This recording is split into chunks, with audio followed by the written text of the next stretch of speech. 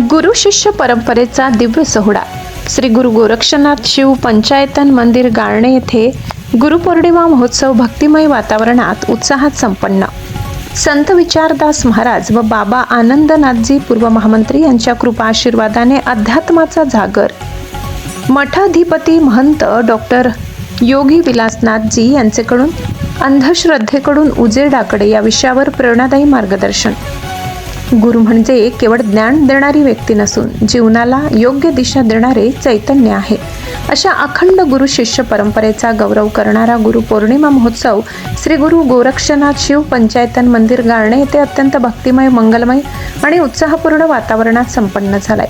संत विचारदास महाराज तसेच ब्रह्मलीन बाबा आनंदनाथजी यांच्या पवित्र कृपा आशीर्वादाने संपन्न झालेल्या या सोहळ्याला महाराष्ट्रासह विविध राज्यातून हजारो नाथ भक्त, साधू संत, शिष्यगण आणि भाविक मोठ्या श्रद्धेने उपस्थित होते।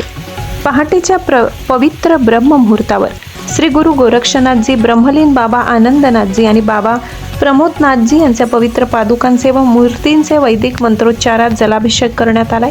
त्यानंतर महाआरती, गुरु मंत्र जप, गुरु दीक्षाविधी आणि सामूहिक प्रार्थना पार पडली। संपूर्ण मंदिर परिसर अलख निरंजन आणि गुरुनामाच्या जयघोषाने दुमदुमून गेला। दिवसभर भाविकांची दर्शन, नामस्मरण, ध्यान साधना आणि गुरुसेवेत सहभागी होत आध्यात्मिक आनंदाचा अनुभव घेतलाय। कार्यक्रमानंतर हजारो भाविकांसाठी महाप्रसादाचे आयोजन करण्यात आले। यावेळी श्री गुरु गोरक्षनाथ शिव पंचायतन मंदिराचे मठाधिपती महंत डॉक्टर योगी विलासनाथजी यांनी गुरुपौर्णिमेचे महत्त्व विशद करताना उपस्थितांना अत्यंत हृदयस्पर्शी आणि प्रेरणादायी मार्गदर्शन केले। नाथ संप्रदाय के दृष्टिकोण से, गुरु शिष्य के परंपरा के दृष्टिकोण से आज की जो गुरु पूर्णिमा है ये अत्यंत अच्छा योग है। इस योग में इस अच्छे दिन में गुरु से हम आशीर्वाद लेते हैं, गुरु की कृपा लेते हैं। और नाथा संप्रदाय तो गुरु शिष्य परंपरा से चलता आया है।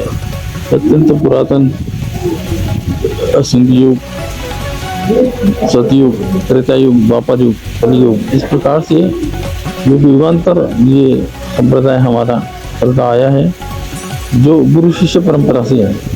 इसलिए गुरु पूर्णिमा का ये बड़ा महत्व रखा जाता है और संसार को हम यही दर्शाते हैं, गुरुओं के आदर्श को पालन करके त्याग, वैराग्य, ज्ञान और मुक्ति को पालो। ये गुरु शिष्य परंपरा की धरोहर है।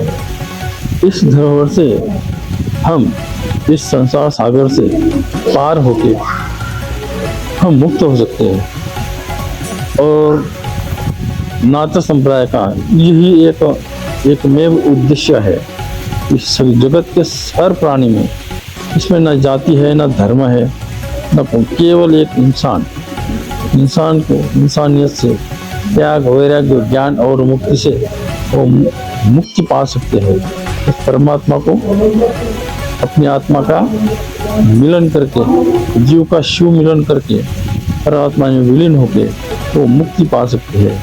ये बहुत बड़ा आदर्श हमारा नाथ संप्रदाय इस पतित पावन पर्व पे सभी भक्तों को आग्रह करते हैं।